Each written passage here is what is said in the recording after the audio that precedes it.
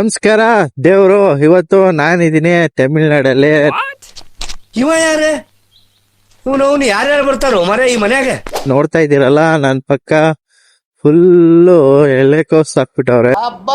ಲ್ಯಾಟ್ರಿ income tax. So ಇಲ್ಲೊಂದು hotel ಇದೆ. First ತುಂಬಾ ಚೆನ್ನಾಗಿ ಮಾಡೋರು, ಬಟ್ ಈಗ ಫುಡ್ ಕ್ವಾಲಿಟಿ ಇಲ್ಲ. ಬಟ್ ಒಂದ್ಸಲಿ ತಿಂದಿದೆ, ಚೆನ್ನಾಗಿಲ್ಲ ಅನ್ಸುತ್ತೆ. ಸೊ ಈಗ ಏನಪ್ಪಾ ಅಂದ್ರೆ ಮೈನ್ ಕಾರಣ, ತಮಿಳ್ನಾಡಿಗೆ ಬಂದಿದ್ದೀನಿ. ಇಲ್ಲಂತೂ ನಾನ್ ವೆಜ್ ಹೆವಿ ಫೇಮಸ್.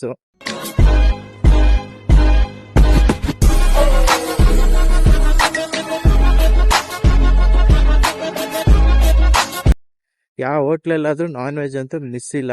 ಅಪರೂಪಕ್ಕೆ ಎಲ್ಲೋ ಒಂದೊಂದು ಸಸ್ಯಾಹಾರಿ ಸಿಗುತ್ತೆ. ಸಸ್ಯಾಹಾರಿ ಇಲ್ಲ ಅಂದ್ರೆ ಕಮ್ಮಿ ಅಂದ್ರೆ ಮೊಟ್ಟೆ ಅಂತಾದ್ರೂ ಇದ್ದೇ ಇರುತ್ತೆ. ಇವತ್ತು ನಾವು ಊಟ ಮಾಡಲ್ಲ. ವೆಯ್ಟ್ ಅಂದ್ರೆ ಇವತ್ತು ಗುರುವಾರ, ನಾನ್ ವೆಜ್ ಮುಟ್ಟಲ್ಲ. ಇದೊಂದು ಬದುಕಿ, ಇದೊಂದು ಜನ್ಮವೇ, ಎಂತಹ ದುರ್ವಿಧಿ, ಇದೆಂತಹ ದುರ್ವಿಧಿ. ಅದಕ್ಕೋಸ್ಕರ ಇದೇನ ಇಲ್ಲ, ಒಂದು ಸೋಮವಾರ ಬರ್ತೀನಿ, ಇಲ್ಲ ಗುರುವಾರ ಬರ್ತೀನಿ. ಇಲ್ಲಿ ಬಂದು ಬಿರಿಯಾನಿ ತಿನ್ಬೇಕು ಅನ್ಕೊಂಡ್ರೆ, ಬಟ್ ನಾವು ಬರೋ ದಿನ ಎಲ್ಲ ನೋ ಬಿರಿಯಾನಿ, ವೆಜ್. ಸೊ ಇನ್ನಕ್ಕೆ ಬನ್ನಿ ಮೈನ್ ವಿಷಯಕ್ಕೆ ಬರೋಣ. ಈಗ ತಮಿಳ್ನಾಡಲ್ಲಿ ಒಂದು ರೋಡ್ ಹಾಕೋಣ ಅಂತ ಬಂದಿದ್ದೀನಿ. ಸೊ ನಮಗೂ ತಮಿಳ್ನಾಡಿಗೂ ಬಾರ್ಡರ್ ಇರೋದ್ರಿಂದ ಏನು ಇವ್ರಿಗೂ ಕನ್ನಡ ಚೆನ್ನಾಗಿ ಬರುತ್ತೆ, ನನಗೆ ತಮಿಳ್ ಅಂತೂ ಬರೋದಿಲ್ಲ. ಆದ್ರಿಂದ ಲ್ಯಾಂಗ್ವೇಜ್ ಪ್ರಾಬ್ಲಮ್ ಏನಾಗಲ್ಲ. ಇಲ್ಲಿಂದ ಒಂದು 10 to 15 ಕಿಲೋಮೀಟರ್ ಒಳಗಡೆವರೆಗೂ ಕನ್ನಡ ಸೂಪರ್ ಆಗಿ ಮಾತಾಡ್ತಾರೆ. ಆಲ್ಮೋಸ್ಟ್ ಇಲ್ಲೆಲ್ಲ ಕರ್ನಾಟಕದಿಂದನೇ ವ್ಯವಸಾಯ ಆಗೋದು. ಹಾಗೆ ಇಲ್ಲಿ ಪಕ್ಕ ನೋಡ್ತಾ ಇದ್ದೀರಲ್ಲ, ಸೇವಂತಿಗೆ ಪ್ಲಾಂಟು ಗಿಡ ಪರವಾಗಿಲ್ಲ, ಆದ್ರೂ ರೋಗಗಳು ಕಟೌಟಿ ಮಾಡಿದ್ದಾರೆ. ಸ್ವಲ್ಪ ದೂರ ಮುಂದೆ ಬಂದೆ, ಈ ಕಡೆ ನೋಡಿ ರೋಸ್ ಗಿಡ ಪ್ಲಾಂಟು, ಈ ಕಡೆ ನೋಡಿ ನರ್ಸರಿ, ಈ ಕಡೆ ನೋಡಿ ಸೇವಂತಿಗೆ. ಆಲ್ಮೋಸ್ಟ್ ಎಲ್ಲ ರೋಗ ಬಂದು ಹೋಗ್ಬಿಟ್ಟಿದೆ. ಇನ್ನೊಂದು ಅದು ಇರೋ ಹೂವು ಕುಯ್ಕೊಂಡು ಅವ್ರು ರೋಡ್ಗೆ ಓಡಿಸ್ಬೇಕು. ಅದನ್ನಂತೂ ಕಂಟ್ರೋಲ್ ಮಾಡೋಕ್ಕಂತೂ ಆಗಲ್ಲ. ಇಲ್ಲಿ ಬರೀ ಶೋ ಗಿಡಗಳು ಮತ್ತು ರೋಸ್ ಗಿಡಗಳು ಅಷ್ಟೇ ಸಿಗೋದು. ನಮಗೆ ಸೇವಂತಿಗೆ ಗಿಡ ಬೇಕಂದ್ರೆ ನಾವು ರಾಜಕೋಟೆಗೆ ಹೋಗ್ಬೇಕು. ರಾಜಕೋಟೆಗೆ ಹೋದರೆ ಇಲ್ಲಿ ಈ ಥರ ಹೆಂಗೆ ಗುಲಾಬಿ ಇರುತ್ತೋ ಇದ್ರ ಹತ್ರಷ್ಟು ಬರೀ ನರ್ಸರಿ ಇದು ಸೇವಂತಿಗೆನೇ ಇರುತ್ತಪ್ಪ.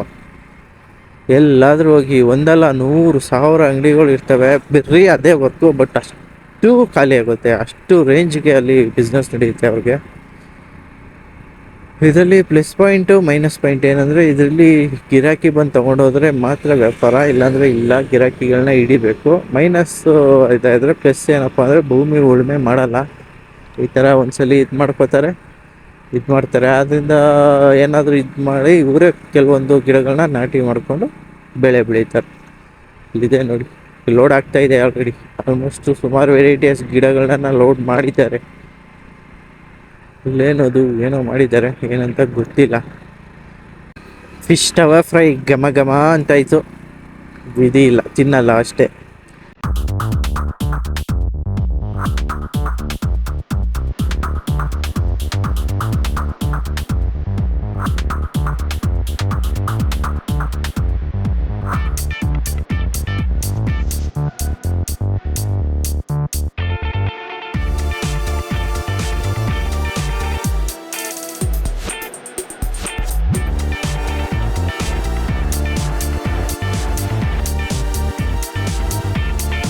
ಇನ್ನು ಲೈಟ್ ಗೀಟೆಲ್ಲ ಬುಟ್ಟಿ ಬೆಳಿತವ್ರೆ. ನಮ್ಮ ಕಡೆ ಅಷ್ಟೊಂದು ರಿಸ್ಕ್ ಯಾವನು ತೊಗೊಳಲ್ಲ ಬಿಡ್ತಿದ್ರು.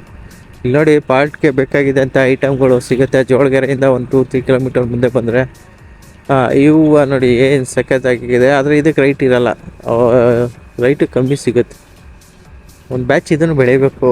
ಎರಡು ಸೈಡು ಆ ಕಡೆ ಎಲ್ಲೋ ಜಾಸ್ತಿ ಎಲ್ಲೋ ವೈಟ್ ಬೆಳೀತಾರೆ, ಅದರಿಂದ ಇದು ಕಮ್ಮಿ ಜನ ಬೆಳೀತಾರೆ. ದೇವರು ಕೊನೆಗೂ ಹೆಂಗೋ ಈಗ ತಮಿಳ್ನಾಡು ಬಾರ್ಡ್ರಿಗೆ ಮತ್ತೆ ಬಂದಿದ್ದೀನಿ. ತಮಿಳ್ನಾಡು ರೋಡ್ನ ಟ್ರಿಪ್ ಮುಗಿಸ್ಕೊಂಡು ಇದು ಚೆಕ್ ಪೋಸ್ಟಲ್ಲಿ ಯಾರು ಇಲ್ಲ, ಆರಾಮಾಗಿ ಹೊಟ್ಟೋಗ್ಬೋದು. 4 ವೀಲರ್ಗಳು ಟೋಳೆ ಕಟ್ಟಂಗಿಲ್ಲ. ಸೊ ಅಲ್ಲಿರೋ ದೇವ್ರಿಗೊಂದು ನಮಸ್ಕಾರ ಮಾಡಿಕೊಂಡು ಈಗ ತಮಿಳ್ನಾಡು ಬಾರ್ಡ್ರನ್ನ ಅಫಿಷಿಯಲಾಗಿ ದಾಟಿದ್ದೀನಿ. ಅದು ಇನ್ನೂ ಬಾರ್ಡ್ರ್ ಹತ್ರ ಹೋಗಿಲ್ಲ, ಚೆಕ್ ಪೋಸ್ಟ್ ದಾಟಿದ್ದೀನಿ. ಸ್ವಲ್ಪ ಮುಂದೆ ಹೋದರೆ ಫುಲ್ಲು ಡೀಪ್ ಫಾರೆಸ್ಟ್ ಒಳಗಡೆ ಹೋಗ್ತೀನಿ.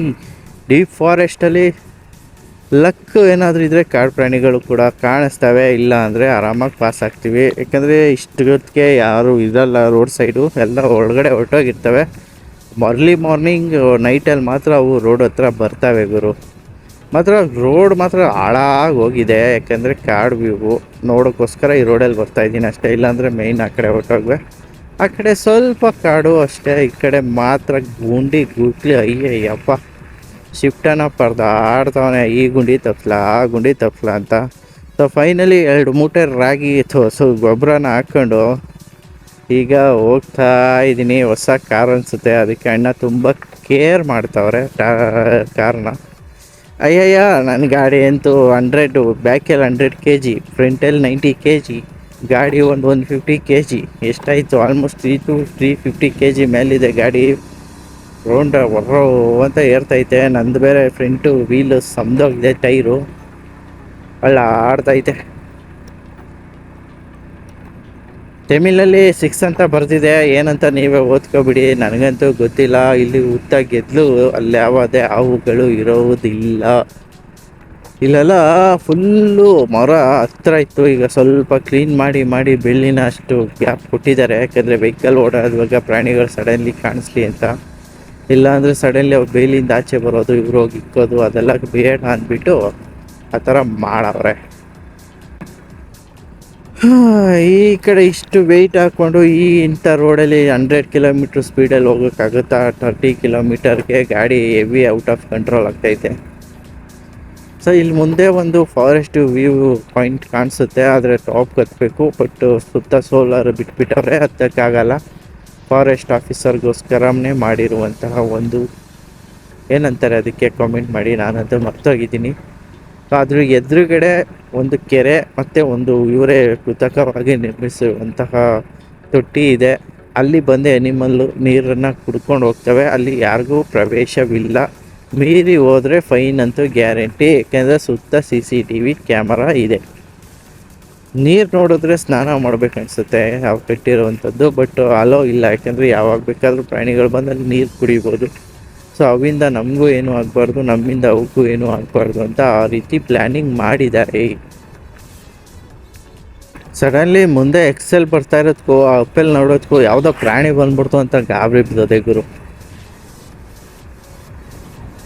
ಎಕ್ಸೆಲ್ ಇದ್ದದಕ್ಕೆಲ್ಲ ಔಟ್ ಆಫ್ ಕಂಟ್ರೋಲ್ ಗೇರ್ ಇಲ್ಲದೆ ಇರೋ ಗಾಡಿನೇ ಓಕೆ, ಯಾಕೆಂದರೆ ಈ ಥರ ವೆಯ್ಟ್ ಹಾಕ್ಕೊಂಡು ಹೋಗ್ತಾ ಇದ್ದೀನಲ್ಲ ಅದಕ್ಕೋಸ್ಕರ. ಸೊ ನಾ ಹೇಳಿದಂತಹ ಜಾಗ ಇದೆ ನೋಡಿ, ಅಲ್ಲಿ ವಾಚ್ ಟವರ್ ಇದೆ, ಇಲ್ಲಿ ಬೋರ್ಡ್ ಇದೆ. ಏನಿದೆ? ಕರಡಿ ಇದೆಯಾ?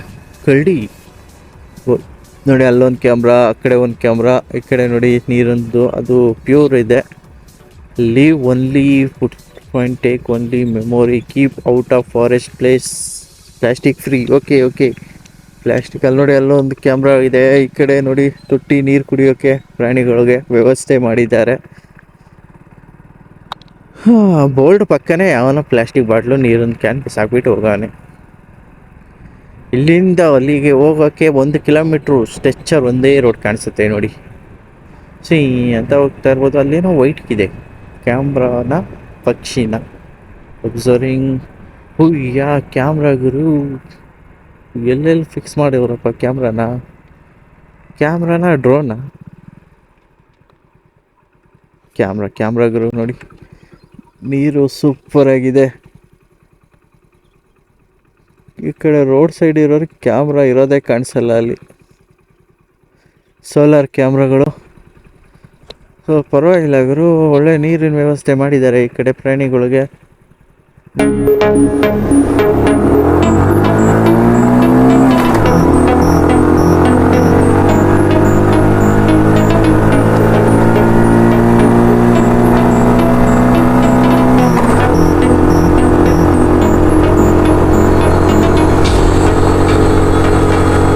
ಈಗ ನಾನು ಹೋಗಿದ್ನಲ್ಲ, ಅಲ್ಲಿರೋರೆಲ್ಲ ಕನ್ನಡ ಚೆನ್ನಾಗಿ ಮಾತಾಡ್ತಾರೆ ಗುರು. ಆದರೆ ಅದು ಇರೋದು ತಮಿಳ್ನಾಡಲ್ಲಿ. ಆದರೆ ಕೆಲವರು ಬೇರೆ ರಾಜ್ಯದಿಂದ ಬಂದ್ಬಿಟ್ಟು ಬೆಂಗಳೂರಲ್ಲಿ ಸೆಟ್ಲ್ ಆಗಿಬಿಟ್ಟು ಕನ್ನಡ ಮಾತಾಡು ಅಂದರೆ ತಿಗಗಂಚಲಿ ಮಾಡ್ತಾರೆ. ಅಂಥವ್ರಿಗೆಲ್ಲ ಈ ಸಾಂಗು.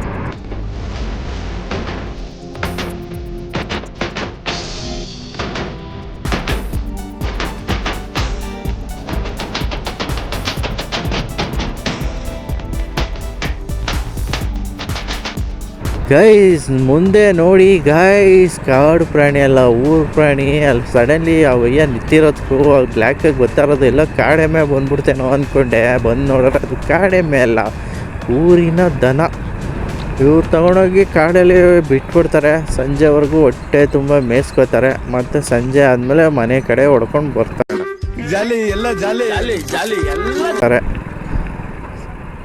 ನೋವುಲ್ ಕುಯಿ ನೋ. ಹಲೋ ಹಲೋ ಹೇಳಿ. ನಾವು ನಿಮ್ಮ ಅಭಿಮಾನಿ ಅಣ್ಣ, ನಿಮ್ಮ ಅಭಿಮಾನಿ ಅಣ್ಣ. ಯಾವ ಊರವರು? ಬೆಳ್ತಂಗಡಿ, ಬೆಳ್ತಂಗಡಿ.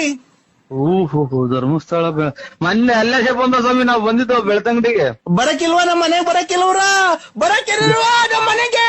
ನಿಮ್ಮಂತವ್ರು ನಮ್ಮ ಮನೆಗೆ ಬರ್ಬೇಕು.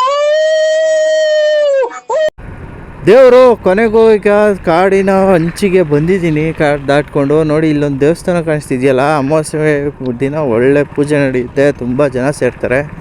ಅವಾಗ ಬಂದು ವಿಸಿಟ್ ಮಾಡಿ ಒಳ್ಳೆ ರೀತಿಯಲ್ಲಿ ಒಳ್ಳೆಯದಾಗುತ್ತೆ ಅಂತ ಹೇಳ್ತಾ ಈಗ ಮುಂದೆ ಬಂದಿದ್ದೀನಿ. ತಮಿಳ್ನಾಡನ್ನ ಆಲ್ಮೋಸ್ಟ್ ಕ್ರಾಸ್ ಮಾಡಿದ್ದೀನಿ. ಇಲ್ಲಿಂದ ಸ್ವಲ್ಪ ದೂರದಲ್ಲಿ ಕರ್ನಾಟಕ ಒಂದು ಊರು, ಅದಾದಮೇಲೆ ಮತ್ತೆ ಕರ್ನಾಟಕ ಫಾರೆಸ್ಟ್ ಕೂಡ ಸಿಗುತ್ತೆ. ಆ ಕರ್ನಾಟಕ ಫಾರೆಸ್ಟು ಇಷ್ಟು ಡೀಪ್ ಇಲ್ಲದೆ ಹೋದರೂ ಸ್ವಲ್ಪ ಡೀಪ್ ಇದೆ ಗುರು.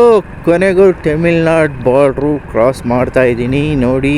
Kaveri north wildlife sanctuary bye bye ಮಾಡ್ತಾ ಅಫಿಷಿಯಲ್ ಆಗಿ ಕರ್ನಾಟಕಕ್ಕೆ ಎಂಟ್ರಿ ಆಗಿದ್ದೀನಿ. ಇಲ್ಲಿಂದ ನಮ್ಮ ಕರ್ನಾಟಕ ಸ್ಟಾರ್ಟ್ ಆಗುತ್ತೆ ಗುರು. ದೇವರು ಅಫಿಷಿಯಲ್ ಆಗಿ ಕರ್ನಾಟಕ ಫಾರೆಸ್ಟ್ಗೆ ಎಂಟ್ರಿ ಆಗಿದ್ದೀನಿ. ಮುಂದೆ ನೋಡಿ ಗುರು, ನೋಡಿ ಎಂಥ ವ್ಯೂ ಗುರು. ಕ್ಯಾಮ್ರಾದಲ್ಲೆಲ್ಲ ವ್ಯೂ ನಿಮ್ಗೆ ಕಾಣಿಸಲ್ಲ, ಆದರೆ ಬಂದು ನೋಡಿದ್ರೆ ಸೂಪರ್ ಮಲೆನಾಡಿದ್ದಂಗೆ ಇದೆ ನಮ್ಮ ಕರ್ನಾಟಕ. ನಮ್ಮೂರ ಸೈಡು ನಮ್ಮದೇನು ಸಕಲೇಶ್ಪುರ ರೇಂಜ್ಗಳಿದೆ, ಇದ್ರು ಸಕಲೇಶ್ಪುರಕ್ಕೆ ಹತ್ರ ರೇಂಜಲ್ಲಿದೆ. ಇಲ್ಲಿ ನೋಡ್ತಾ ಇದ್ದೀರಲ್ಲ, ಮುಂದೆ ಅಫಿಷಿಯಲ್ ಆಗಿ ಕರ್ನಾಟಕಕ್ಕೆ ಎಂಟ್ರಿ ಆಗ್ತಾಯಿದ್ದೀನಿ. ಯಾವನೋ ಕರ್ನಾಟಕ ಬೋರ್ಡಿಗೆ ಹೋಗಿ ಇಕ್ಬಿಟ್ಟವನೇ. ಎಲಿಫೆಂಟ್ ಕಾರಿಡಾರ್ ನೋಡ್ತಾ ಇದ್ದೀರಲ್ಲ, ಇಲ್ಲಿ ಆನೆಗಳು ಕ್ರಾಸ್ ಮಾಡದೇ ಇರಲಿ ಅಂತ ಹಾಕಿದ್ದಾರೆ. ಆದರೂ ಒಂದಪ್ಪ ಈಗ ಮೊನ್ನೆ ತಗ್ಲಾಕೊಂಡಿತ್ತು ಒಂದು ಆನೆ ಇದಕ್ಕೇನೆ, ಬಟ್ ಬಂದು ಫಾರೆಸ್ಟ್ ಆಫೀಸರು ಅದನ್ನು ಇದು ಮಾಡಿ ರೆಸ್ಕ್ಯೂ ಮಾಡಿದ್ರು. ಪರವಾಗಿಲ್ಲ, ಹೋಯಿತು. ತುಂಬ ನೋವು ಅನ್ಭವಿಸ್ತಿದೆ. ಸುಮಾರು ಒಂದು 10-12 ಗಂಟೆಗಳ ಕಾಲ ಅದು ಅಲ್ಲೇ ತಗ್ಲಾಕೊಂಡಿತ್ತು. ರೆಸ್ಕ್ಯೂ ಮಾಡಿದ್ದಾರೆ.